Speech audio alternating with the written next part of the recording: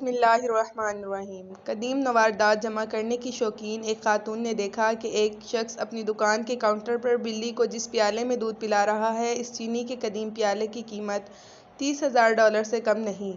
خاتون نے سوچا کہ شاید یہ شخص اس پیالے کی قیمت سے ناواقف ہے۔ اس خاتون نے اپنے طور پر بے حد چالاکی سے کام لیتے ہوئے کہا، جناب کیا آپ یہ بلی فروخت کرنا پسند کریں گے؟ تو اس شخص نے کہا، یہ میری پالتو بلی ہے، پھر بھی آپ کو یہ اتنی پسند ہے تو $50 میں خرید لیجیے۔